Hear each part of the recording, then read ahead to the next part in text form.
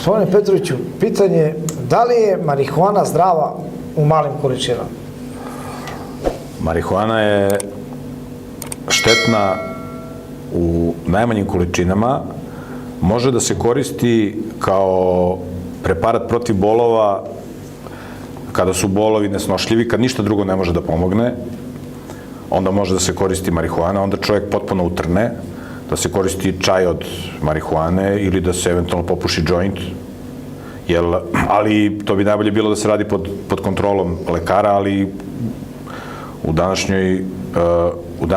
u ovoj konvencionalnoj medicini postoje lekovi na recept na bazi opijuma, jer opijum i marihuana su dva najjača prirodna preparata protiv bolova.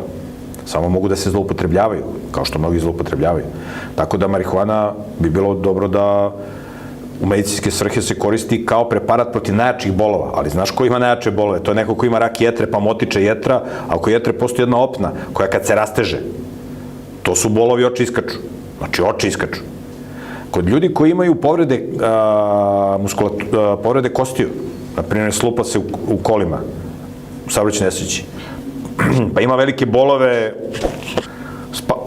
bio je kod hirurga, pa su mu stavljali šipke da mu to povežu, pa ima velike bolove, kada oni koriste marihuanu, onda imaju još jače bolove. Tu marihuana ne pomaže, nego ima kontraefekat. Inače, znači, ja marihuanu nikako ne preporučujem, osim kod najtežih bolova, ali ako čuvaš zdravlje, neće ti se desiti da imaš takve bolove, da imaš rak jetre ili ne znam nešto slično, da imaš, ne znam, rak mozga pa da te boli glava ili tako da, ali uvek treba probati sa nečim drugim, znači sa nekim analgeticima, kao što je, ne znam, analgin, brufen, trodon,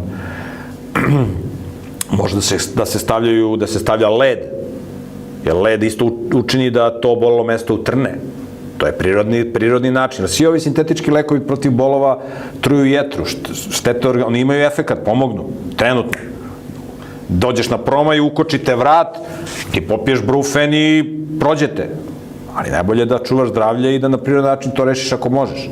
Ali marihuana je jako štetna, ja ću napraviti jednu video kolumnu, možda još večeras, o štetnosti marihuane, gde ću objasniti i postavit ću jedan poster koji sam donao iz Amerike u elektronskoj formi, postavit ću ga na internet, ko hoće da pročita i da vidi taj poster. Jako štetna biljka i vrlo opasna biljka, ali u malim količinama, samo kod velikih bolova može se koristi. Kod ljudi koji nemaju bolove da koriste marihuanu, kao što mnogi puše, jer se onda bolje opuste, to je razaranje organizma. Ali to je postao trend. Postoje trend isto koji duvan. Svako veče, ja znam ljude koji svako veče puše. Pa tako je. Pa vidi, vodeći uzrok bolesti i smrti u savremenom svetu je nezdrava ishrana i nedovoljna fizička aktivnost. O tome niko ne priča. Broj 2 pušenje duvana, broj 3 alkohol. Pa znaš koliko ljudi puši duvan? Mnogo više ljudi umire od duvana nego od marihuane. Ali marihuana isto uzima, da. I onda se vodi kampanja kao protiv duvana, a ovamo se legalizuje marihuana. Znači ukidamo manju drogu, a uvodimo veću drogu. I da će svi da pređu sa duvana na marihuanu. To će da bude odvaljivanje. A mislite da je to moguće u Srbiji? Pa kako nije moguće? Pa osim ako se ne obnovi teokratija. Ako se ne obnovi teokratija, da se uvedu rigorozni zakoni, da se zabrane svi oblici destrukcije, Srbija će biti ko Holandija. Mi idemo ka tom putu. Šta može to da spreči? Šta? Ti moraš da napraviš korenite reforme u državi i u društvu, da bi ti spasio Srbiju da ne ode u ambis. Mi ne idemo u ambis brzinom ko, ovi su već svi u ambisu, ali mi još nismo u ambisu, ali idemo u tom smeru. Ali mi idemo u tom smeru. Znači, pola je sistem obrazovanja, sistem zdravstveni, to je sve to je užas, katastrofa. To ne znaš šta je gore od gore. Mediji, razumeš, užas, ali imamo mir. Imamo mir, tako da zdravi ljudi mogu da se razvijaju ako hoće, ali broj bolesnih i ludih ljudi će se stalno povećavati. I onda će jednostavno taj mir da nestane.